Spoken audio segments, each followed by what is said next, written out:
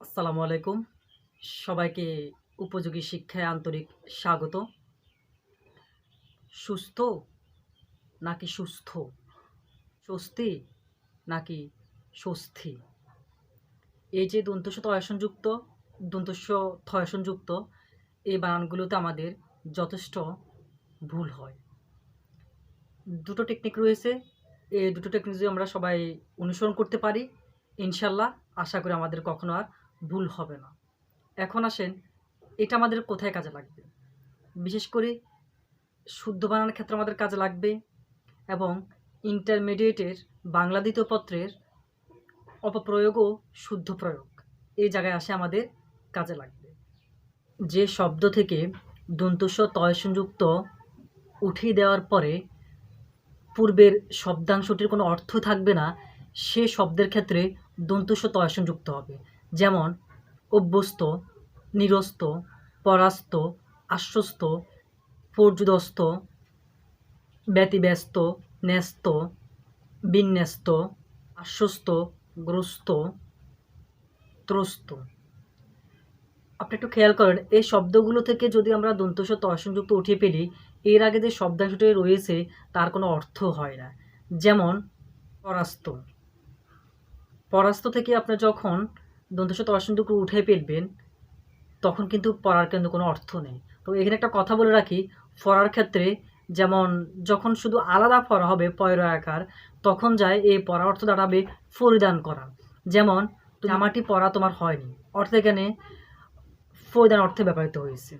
আমি আরেকটা শব্দ বলেছি নিরস্ত, নির। এই নিরস্ত লিখতে দন্ত নয় রসিকার র দন্তস্ব তয়সনযুক্ত। যখন আপনি দন্তস্ব তয়সনযুক্ত উঠে ফেলবেন, এখানে কিন্তু নিরের কোনো অর্থ নেই। কিন্তু এখানে একটা আপনাদের ছন্দমূলক শব্দ থাকতে পারে, যেমন দন্ত নয় দীর্ঘার র, নীর। এই নীর অর্থ কিন্তু পানিকে বা জলকে বা সলিলকে বোঝানো হয়েছে। এটা হবে যখন নীর শব্দটি একেবারে সম্পূর্ণ আলাদা হবে এবং দন্ত নয় দীর্ঘার নীরও হবে তখন। এক্ষেত্রে আমরা আছি আশ্বস্ত, আ তালব্যস্য বয়সযুক্ত দন্তস্ব তয়সনযুক্ত। আশ্বস্ত যখন আমরা দন্তস্ব তয়সনযুক্ত উঠেই ফেলবো তখন কিন্তু আশ্ব এটার কোনো অর্থ নেই। অভ্যস্ত, অভ্যস্ত যখন আমরা দন্তস্ব তয়সনযুক্ত উঠে ফেলবো তখন কিন্তু অভ্যর কোনো অর্থ নেই, আলাদা কোনো অর্থ নেই। তারপর ন্যস্ত, আপনি দন্তস্ব তয়সনযুক্ত উঠে পেলেন, দেখবেন দন্ত নয়ে জপালা, দন্ত নয়ে জপালার কোনো অর্থ নেই। বিপর্যস্ত, যখন দন্তস্ব তয়সনযুক্ত উঠে ফেলবেন, বিপর্য এটার কোনো অর্থ হয় না, বিপর্য এটার কোনো অর্থ নেই। তাই যে শব্দের ক্ষেত্রে দন্তস্ব তয়সনযুক্ত উঠিয়ে ফেলার পর তার পূর্বে যে শব্দাংশটি থাকবে তার কোনো অর্থই হবে না, অর্থবোধক কোনো শব্দই হবে না, সেটা তখন যায় দন্তস্ব তয়সনযুক্ত হবে। আশা করি আজ থেকে কোথায় দন্তস্ব তয়সনযুক্ত হবে এই শব্দটি লিখতে কারো ভুল হবে না। কিন্তু দন্তস্ব তয়সনযুক্ত যে কয়েকটি শব্দ বলেছি আপনাদের সামনে, এর মধ্যে দুটো শব্দ ব্যতিক্রম রয়েছে। একটা হচ্ছে বিশ্বস্ত, একটা হচ্ছে সমস্ত। যেমন যেমন বিশ্বস্ত লিখতে বয়রস্বইকার তালব্যস্য বয়সনযুক্ত দন্তস্ব তয়সনযুক্ত বিশ্বস্ত। এই যে আপনি দন্তস্ব তয়সনযুক্ত উঠে পেলেন বিশ্ব, বিশ্ব এটা কিন্তু একটা বিশেষ্য পদ এবং এটার একটা অর্থ আছে। অর্থাৎ বিশ্ব মানে আমরা কী বুঝি? জগৎ বুঝি, ভূমণ্ডলকে বুঝি। আরেকটা হচ্ছে সমস্ত, আপনি দন্তস্ব তয়সনযুক্ত উঠে পেলেন, তাহলে পূর্ব যে শব্দাংশটি রয়েছে সেখানে কিন্তু সম, স মানে সমান শব্দ রয়েছে, প্রত্যেকটা শব্দের ক্ষেত্রে দন্তস্ব তয়সনযুক্ত দিতে হবে যদি পূর্বের শব্দাংশটির জন্য কখনো অর্থই না থাকে। 2, যে শব্দ থেকে দন্তস্ব থয়সনযুক্ত উঠিয়ে ফেলার পরেও পূর্বের শব্দাংশটির একটি অর্থ রয়েছে, সে শব্দের ক্ষেত্রে মূলত দন্তস্ব থয়সনযুক্ত যুক্ত হবে। তো গর্ভস্থ, গৃহস্থ, দ্বারস্থ, দুস্থ, কণ্ঠস্থ, মুখস্থ, অন্তস্থ, তটস্থ, সুস্থ, সভাস্থ, সমাধিস্থ। আমি এই যে কয়েকটি শব্দ বলেছি, প্রত্যেকটি শব্দের যে শেষে দন্তস্ব থয়সনযুক্ত আছে, আপনি দন্তস্ব থয়সনযুক্ত উঠিয়ে পেলুন, দেখবেন এটা একটা আলাদা একটা অর্থ রয়েছে। যেমন আমি বলেছি অন্তস্থ, অন্তস্থ দন্তস্ব থ উঠে পেলেন, দেখবেন এখানে অন্ত আছে। অন্তটি একটি অব্যয়। এই অন্তর শব্দ অর্থ হচ্ছে ভেতর কিংবা মধ্যে। তারপর আপনি ধরুন কণ্ঠস্থ, আপনি দন্তস্ব থ উঠে পেলুন, দেখবেন এখানে কণ্ঠ। কণ্ঠ কিন্তু একটা বিশেষ্য পদ এবং কণ্ঠ শব্দের অর্থ হচ্ছে স্বর্ণালী কিংবা অলদেশ। এরপর গৃহস্থ। গৃহস্থ শব্দ থেকে আপনি দন্তস্ব থ উঠে পেলুন, দেখবেন গৃহটা একটা আলাদা একটা শব্দাংশ হয়ে গেছে।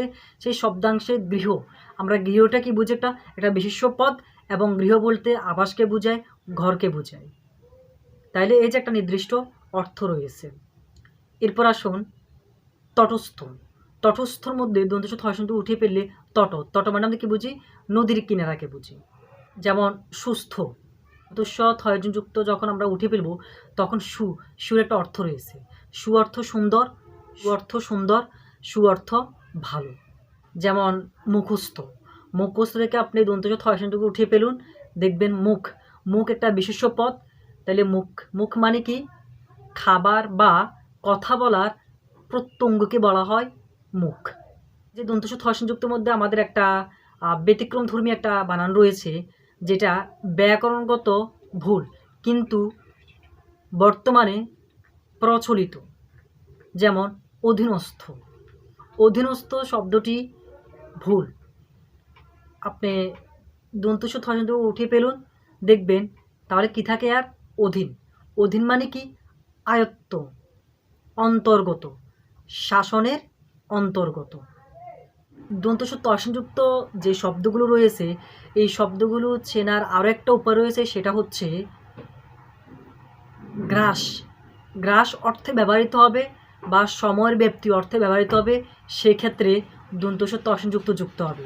যেমন দন্তস্ব থ যুক্ত ব্যবহৃত হবে সেই শব্দের মধ্যে যে শব্দ দ্বারা বোঝানো হবে থাকা।